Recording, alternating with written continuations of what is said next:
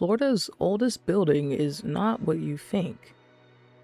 When you think of the oldest buildings in America, you think of something around 300 to 400 years old.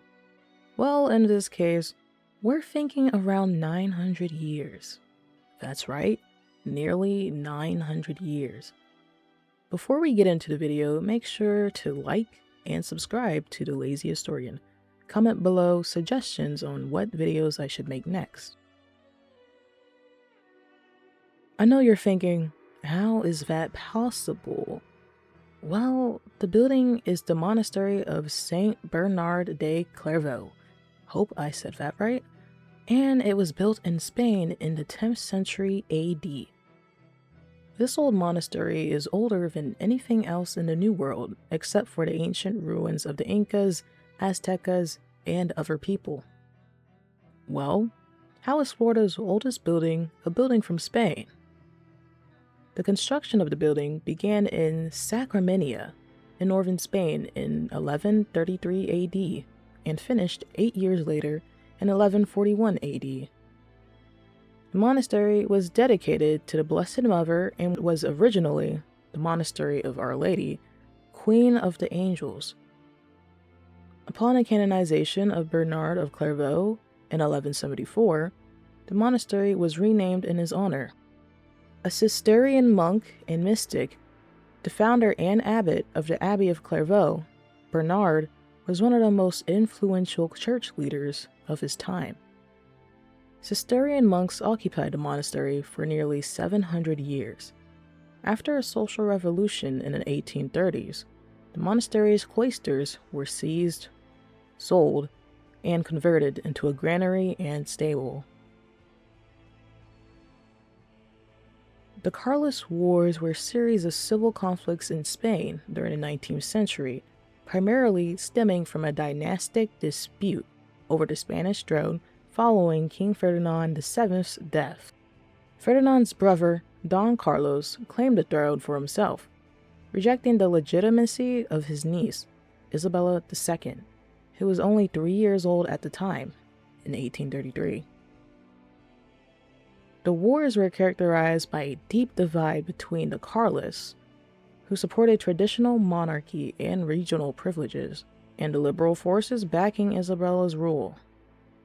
This conflict quickly escalated into broader issues of regional identity, religious traditionalism, and the struggle for modernization.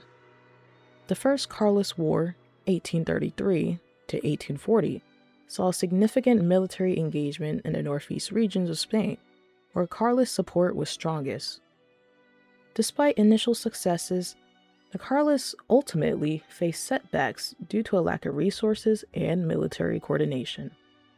The Second War, 1846 to 1849, was less organized and struggled to challenge the liberal government effectively.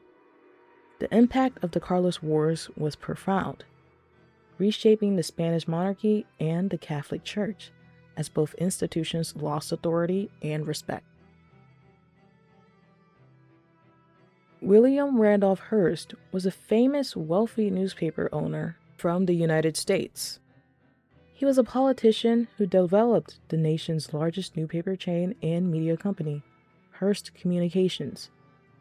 His extravagant methods of yellow journalism in violation of ethics and standards influenced the nation's popular media by emphasizing sensationalism and human interest stories.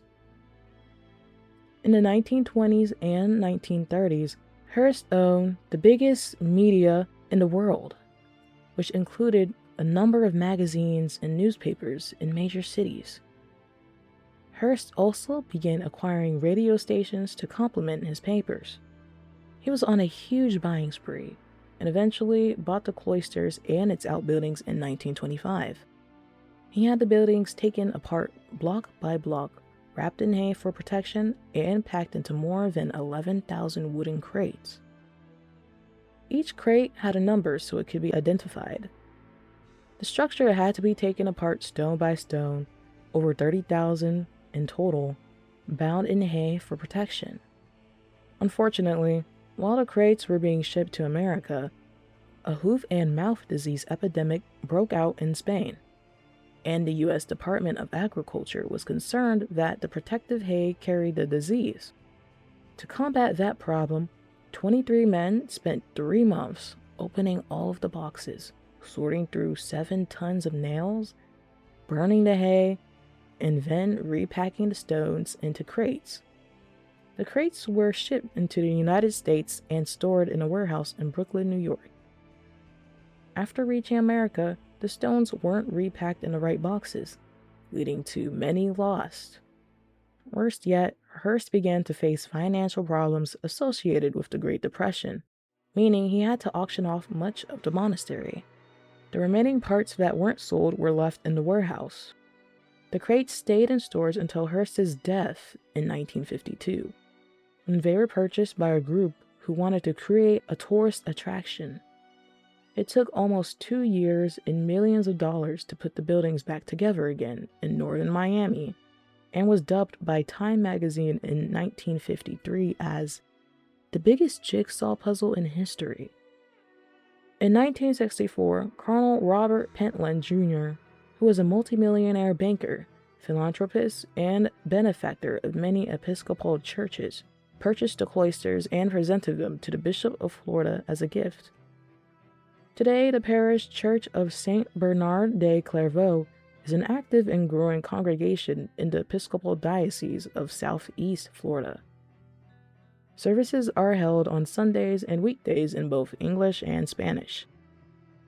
The monastery also serves as a tourist attraction, with a museum at its entrance showcasing historic Spanish artifacts like a hymnarium and armor pieces worn during the Crusades. There's also a gift shop with souvenirs on offer. People can walk through the church and gardens that make up the monastery, along with a spacious courtyard in the middle. Well, there you have it. The oldest building in Florida, and European building in the Western Hemisphere, technically. Honestly, a 11,000-piece jigsaw puzzle is insane. Bringing over all these pieces and also having to remove and place them back into crates one by one must have been a grueling process. Anyways, you can visit the Spanish monastery today in Florida. Lots of photo shoots happen there, and the scenery is honestly amazing. If you liked this video and want more, make sure to like, comment, and subscribe. If you've been to the Spanish monastery before, comment below your experience too.